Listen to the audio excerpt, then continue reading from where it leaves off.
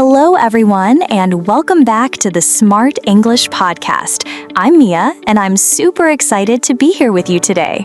And I'm Alex. It's great to connect with all our listeners around the world. We hope you're ready for another fun and useful English lesson. Absolutely, Alex. Today, we're diving into a topic that touches everyone's life every single day, our daily routines. This is perfect for our A1, A2 learners because we'll be using very common everyday English. That's right. Learning about daily routines helps you talk about your own life and understand others. It's really practical language. Exactly. So let's jump right into it. Alex, let's start with your morning. What time do you usually wake up? Good question, Mia. I usually wake up around 6 a.m. My alarm rings and my eyes open, but I don't get up immediately. I like to stay in bed for about 10 or 15 minutes, sometimes checking my phone or just thinking about the day. That's a very common habit, and you just used two great phrases that we should explain, wake up and get up. Listeners, when you wake up, your sleep finishes, your eyes open, but you are still in your bed. When you get up, you physically leave your bed. You stand up and start your day. So, Alex, you wake up at 6, but when do you get up? I usually get up around 6:15 or 6:20 a.m. Then I go to the bathroom and brush my teeth. Perfect. So, listeners, let's practice this. Repeat after me. I wake up at 6 a.m. I get up at 6:15 a.m. Good job. Try saying what time you wake up and get up. It's a small difference, but important for clear communication, isn't it? It really is. Okay, so after you get up and brush your teeth, what's next? Do you have breakfast, for example? Oh, absolutely. Breakfast is my favorite meal of the day. I always have breakfast. Usually I have cereal with milk and a banana, or sometimes toast with jam. And, of course, a cup of coffee. I love my morning coffee. Nice. So you use the phrase have breakfast. This is how we talk about eating our meals. We say have breakfast, have lunch, and have dinner. We don't usually say eat breakfast or eat lunch, although it's not wrong. Have is more natural. That's a great point, Mia.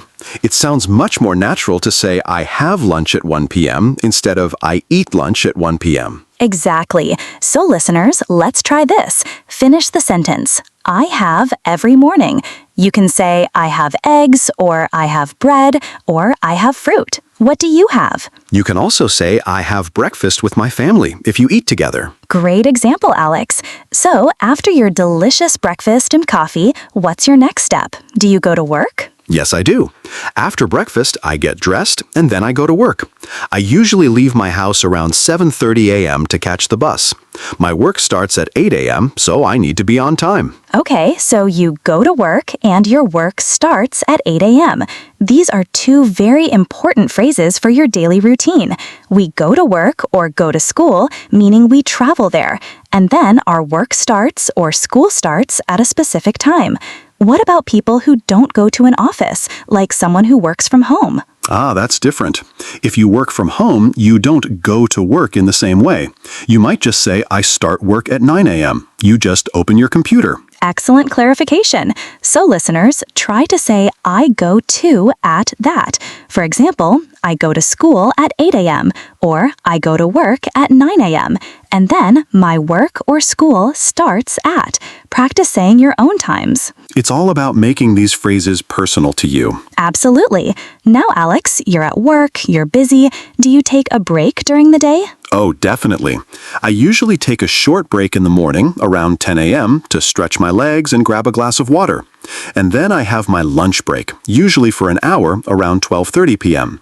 It's important to stop working for a bit, right? It really is, Alex. So you take a break or have a break. Both are correct and mean you stop working for a short time to rest. You can take a coffee break or a lunch break or just a short break. Sometimes I just take a break to look out the window. It helps me focus again. That's a good idea. So listeners, try to say I take a break at, or I have a break. For example, I have a coffee break at 10:30 a.m. Say your own time and type of break. Don't forget to take breaks, everyone. It's good for your English learning, too. Wise words, Alex. Okay, so the workday continues. What time do you usually finish work, and what do you do after that? Well, my work usually finishes at 4:30 p.m. After that, I pack my things, say goodbye to my colleagues, and then I go home. I usually get home around 5 p.m., depending on the bus schedule. Okay, so you finish work and then you get home. Finish work or finish school means your day of working or studying is over, and get home means you arrive back at your house. We don't usually say go home for arriving, but get home is very common and natural. Yeah, exactly. So I finish work at 4:30, and then I get home at 5. Great examples. So listeners, let's practice these phrases. Try to say I finish something at, and then I get home at. For example, I finish school at 3 p.m. and I get home at 3:30 p.m. It's nice to finish work, isn't it? The evening is for relaxing. It certainly is. So Alex, what do you usually do in the evening? How do you relax? In the evening, I like to relax.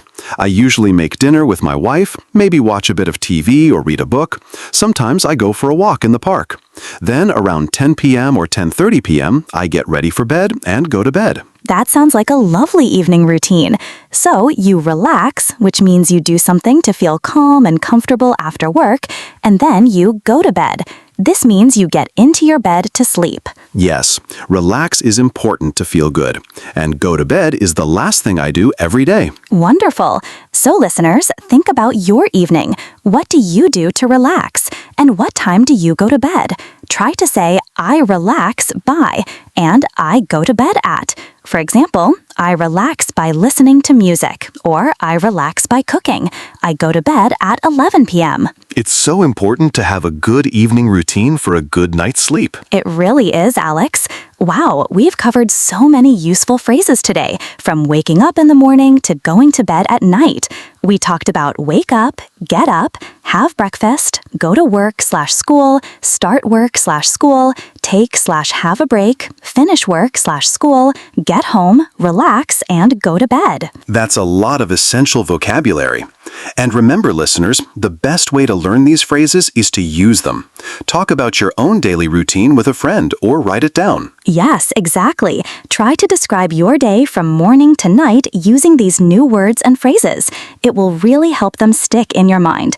And don't worry if you make mistakes. That's how we learn. We'd love to hear about your daily routines. Maybe you can share them in the comments on our website. That's a fantastic idea, Alex. It would be great to read about what everyone does. Well, that's all the time we have for today on the Smart English Podcast. Thank you so much for joining us, Alex. My pleasure, Mia. It was fun talking about routines. And thank you everyone for listening and practicing with us. Remember to keep practicing your English every day. Even a few minutes can make a big difference. Until next time, stay smart and keep learning. Bye for now. Goodbye.